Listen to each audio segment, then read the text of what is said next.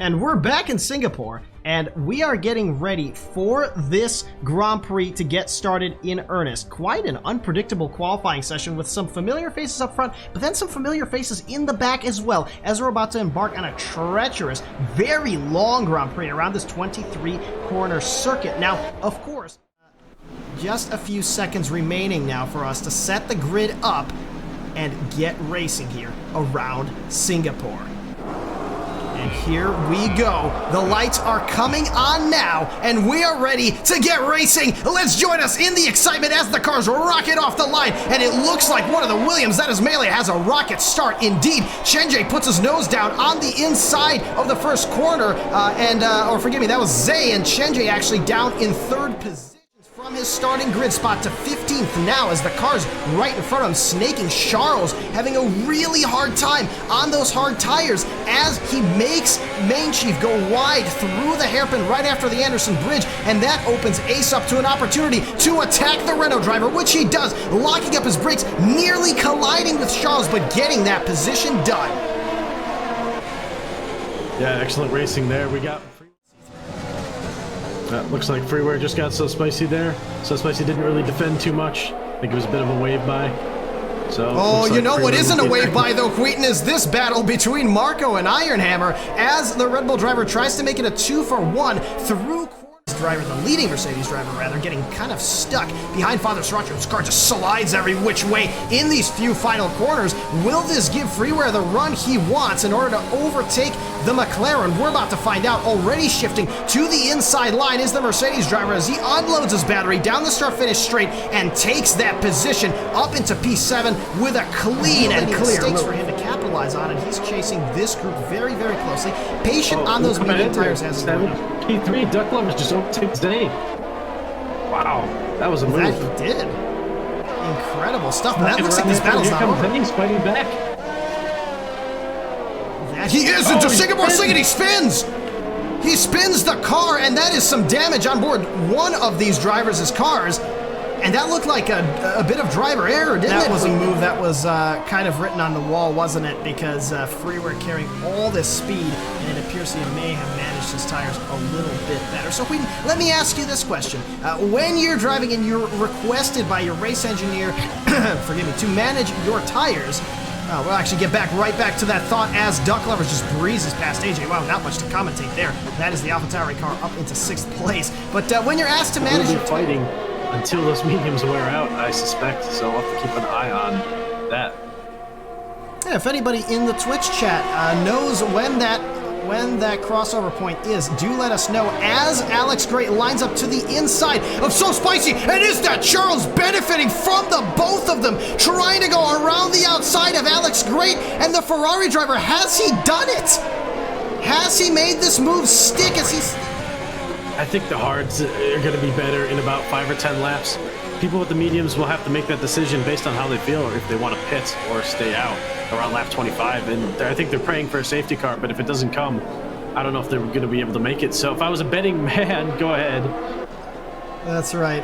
Well, that is Ace. Absolutely. What's the term?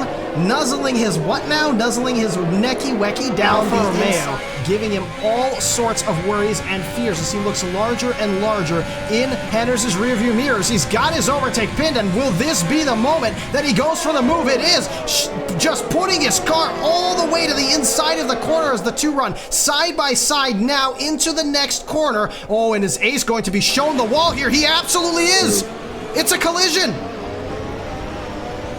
Wow. Finds himself defending against yet more cars.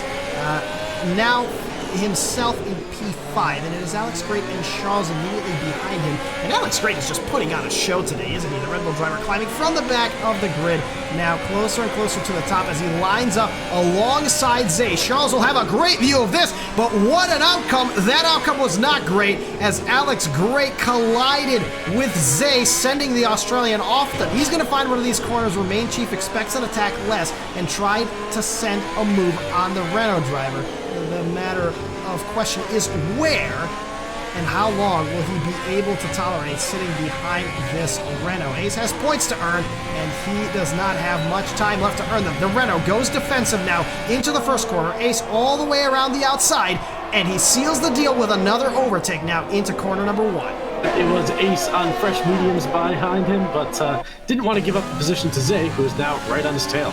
That's right, Zay is right on his tail with both of these cars with the DRS open, but not much Main Chief can do as the Haas just beats him on pure speed here down the straight, leading to turn number 6, and Main Chief loses 2 spots for the price of 1 now, all the way down in 12th position. Lifetime here because every single car in front of him's got really old hards on. And as you accurately mentioned, he pitted for those mediums and hardly lost any time under the VSC. So that means he's going to be able to cut his way through this pack. Let's not forget that Alex Great now in the pits serving his drive-through, which means that Duck Lovers already gains 1 spot. Now he's going to try to make his way around the outside of Marco. That he does for another. And Ace and AJ here as Ace breaks his front wing again, trying to go around the outside of AJ there as Zay tries to sneak up as well. This is just a nightmare for Ace, isn't it?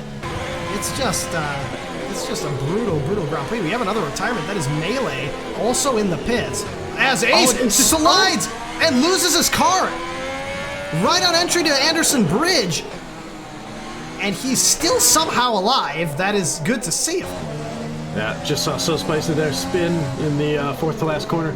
Had to let Chenjay and, funny enough, Ace through. Chenjay just lapped Ace in this race. Oh, that's gotta sting for Ace here as Duck Lovers goes around the outside of Charles, and as much as he wants to fight it, Charles is not going to, and concedes the position. That is Duck Lovers up. Looks like his pace is starting to drop off. I don't think catching Andrews is in the books anymore. I think that will be it, unless Andrews makes a colossal mistake in the next 3 laps. Which we've seen quite a few of. Now we're on board now with Zay, who punts the living daylights out of Ace Ritchie as Main Chief immediately in front of him nearly collides, and then Ace, it appears that he collided with Zay, caused the Haas driver to pivot into the wall, and Wheaton will be back as a commentator in full force, starting with next season of Alliant Motorsports, so don't miss it.